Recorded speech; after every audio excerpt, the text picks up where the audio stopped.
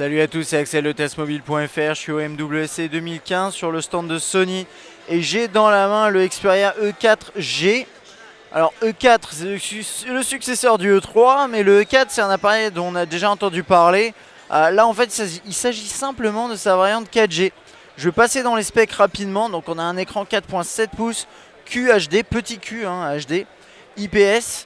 5 mégapixels à l'arrière, 2 mégapixels à l'avant. Il sera disponible en blanc et en noir. Donc là on a la version blanche comme vous pouvez le remarquer. Et compatible LTE. 135 grammes, 10,8 mm d'épaisseur. Un MTK 6732, 1,5 GHz, quad-core, 1 Go de RAM, 8 Go de mémoire interne avec micro SD jusqu'à 32 Go. Et une batterie de 2300 mAh avec un mode stamina.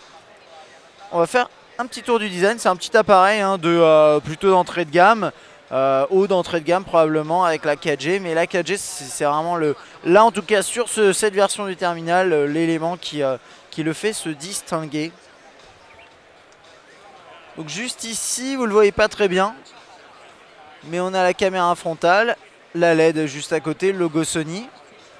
En bas, hop, on n'a rien à part bien sûr les boutons intégrés dans l'interface. Bouton on-off verrouillé déverrouillé, touche de volume, jack, micro USB, rien en bas. Appareil photo avec flash LED, compatible NFC apparemment. Et puis quand vous le prenez en main, forcément c'est assez agréable. Alors le seul truc c'est que les bordures sont quand même costauds, hein. C'est pas des petites bordures. Mais le design est intéressant, vous voyez là vous avez cette coque blanche, mate, qui dépasse sur les côtés, pourquoi pas. Dites-moi d'ailleurs dans les commentaires ce que vous en pensez. Alors 4G, bon c'est bien, après je peux pouvoir le tester là. Il tourne encore comme vous pouvez le voir, pour ceux qui ont peut-être vu d'autres de mes vidéos, sous la 4.4. Puisque sous le Lollipop ça ressemble plus vraiment à ça, c'est assez proche hein, mais ça change un peu. Je sais pas s'il passera sous le Lollipop hein, pour le coup. Bon et on va passer rapidement dans l'interface, c'est une interface qu'on connaît bien. Si vous avez par exemple regardé quelques-uns de mes tests Xperia, voilà, le clavier. Alors là vous pouvez le manipuler à une main sans trop de problème a priori. Ce menu là, album,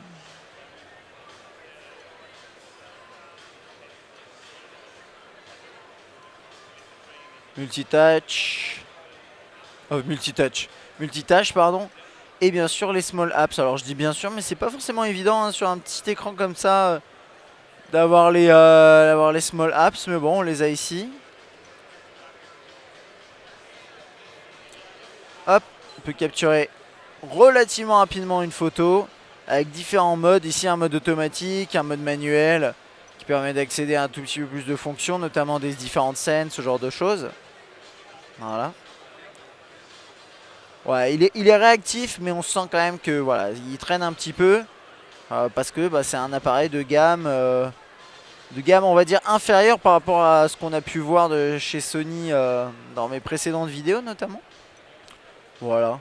Je pense que ce sera à peu près tout. Le calendrier ressemble à quoi? Bah oui, il ressemble à ça, c'est celui qu'on connaît hein. Voilà, c'est un appareil intéressant, surtout par, à mon avis, son prix que j'ai pas là. Je suis désolé, regardez, je suis sûr qu'il a été publié, mais j'ai pas son prix. Même sur Testmobile, à mon avis, il est dispo. Et donc c'est E4, mais avec cette version, version 4G. Et donc ça, c'est pas mal. Et il s'appelle d'ailleurs le E4G, parce que c'est le successeur, c'est un Xperia E4G. Je pense qu'ils font un jeu de mots avec E4 et G, a priori, à moins que ce soit moi qui me trompe. Bon, en tout cas, voilà. Appareil plutôt d'entrée de gamme, design simple, petit écran et 4G. C'est ce qu'on retient sur ce terminal. Voilà, si vous avez des questions, n'hésitez pas bien sûr. Et puis moi, je vous dis à bientôt.